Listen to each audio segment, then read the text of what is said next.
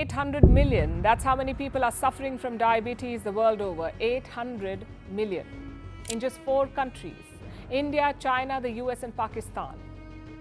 देश के सबसे अमीर राज्यों में शुमार महाराष्ट्र और गुजरात में कुपोषित बच्चों की संख्या पहले से ज्यादा बढ़ी है। इंडिया में 194.4 मिलियन पीपल यानी लगभग 14% लोग कुपोषण से पीड़ित हैं। अपनी खराब लाइफस्टाइल के कारण लगभग 89 करोड़ से ज़्यादा लोग आज डायबिटीज़ के पेशेंट हैं और लगभग 25 लाख लोगों को कैंसर का सामना करना पड़ रहा है। यहाँ तक कि अपनी खराब लाइफस्टाइल और एक्सट्रीम जंक फूड कंजप्शन से टीनेजर्स तक को हार्ट अटैक आ रहे हैं। In other news, a 16-year-old boy died of a heart attack while playing PUBG on his phone. आज Indian teenagers intense masturbation, poor nutrition, no physical activity और depression की वजह से इतने कमज़ोर हो चुके हैं कि 17, 18, 19 और यहाँ तक कि 16 साल तक के टीनेजर्स के बाल झड़ने लगे हैं और बाल सफ़ेद होने जैसी प्रॉब्लम्स का सामना करना पड़ रहा है।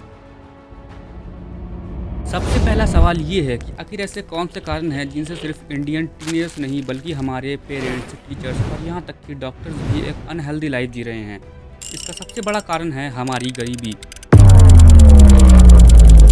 और दूसरा सबसे बड़ा कारण है अनएजुकेटेड पीपल्स।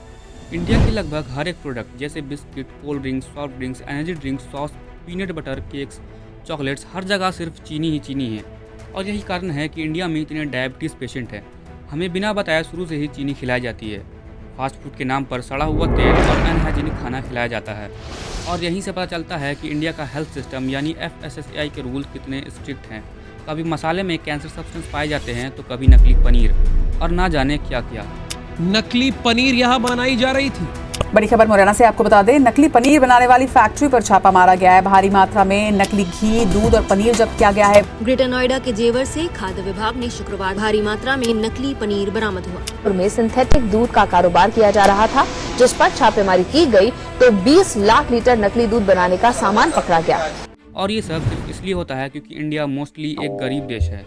यहाँ अमीर लोगों को महंगे रेस्टोरेंट्स में हाई क्वालिटी फूड और हाइजीनिक खाना तो मिल जाता है, लेकिन एक एवरेज मिडिल क्लास इंसान को सिर्फ बीमारियाँ ही मिलती है। कंपनीज जानती हैं कि एक एवरेज मिडिल क्लास इंसान हर जगह बार्गेनिंग करता है, इसलिए वो अपने प्रोडक्ट के प्राइसेस को पहले से लो रखती हैं, जिसके कारण उनके प्रोडक्ट की क्वालिटी भी गिर जाती है। और यहीं पर मैंने अपना पहला पॉइंट क्लियर कर दिया, जो कि थी हमारी गरीबी। दूसरा पॉइंट ये है कि हम में से अधिकतर लोगों को प्रोटीन, फैट्स, न्यूट्रिशन नॉलेज ही नहीं है, खासकर हमारे पेरेंट्स को। हमारे घर के खाने में हमें न्यूट्रिशन यानी कुछ विटामिन्स और मिनरल्स तो मिल जाते हैं, लेकिन सफिशिएंट प्रोटीन नहीं मिल पाता। एक एवरेज पर्सन जो कि कोई फिजिकल एक्टिविटी नहीं करता, उसे अपने बॉडी वेट के हिसाब से प्रोटीन लेना चाहिए। जैसे किसी पर्सन का बॉडी वेट 54 kg है तो उसे एटलीस्ट 50 ग्राम प्रोटीन लेना चाहिए। लेकिन रिमेंबर, ये सिर्फ उनके लिए है जो कोई फिजिकल एक्टिविटी नहीं करते। जो लोग किसी भी तरह की फिजिकल एक्टिविटी करते हैं उन्हें 50 से 100 ग्राम प्रोटीन की ज़रूरत होती है।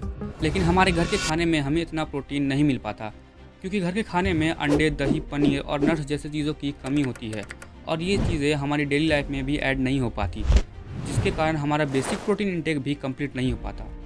और यहीं पर मैंने अपना दूसरा पॉइंट क्लियर कर दिया। हम में से अधिकतर लोगों को इस बात की नॉलेज ही नहीं है कि हमें कितना प्रोटीन लेना चाहिए और हम एक्चुअल में कितना प्रोटीन कंज्यूम कर रहे हैं। हमारे पेरेंट्स को वे प्रोटीन और क्रिएटिन किडनी खराब करने वाली चीज़ें लगती हैं और हॉर्लिक्स, बॉर्नविटा, कॉम्प्लान और च्यवनप्राश दिमाग तेज़ करने वाली औषधि की तरह देखा जाता है, जिनमें भर भर के चीनी होती है और बचपन में भी हमें यही खिलाया जाता है। कुछ लोग ऐसे होते हैं जो हेल्दी तो रहना चाहते हैं, लेकिन गलत सप्लीमेंट्स और कम नॉलेज के कारण वो और ज़्यादा अनहेल्दी हो जाते हैं। मेरी ये वीडियो खासतौर पर उन टीनेजर्स के लिए है जो एंजाइटी, डिप्रेशन और इंटेंस मास्टरबेशन से हर रोज़ गुजरते हैं। मुझे ये अच्छे से पता है क्योंकि मैं भी इन हालातों से हर रोज़ गुजरता हूँ। हमें ये पता होना चाहिए कि सबसे बड़ी लग्जरियस चीज़ हमारी वेल्थ नहीं बल्कि हमारी हेल्थ है।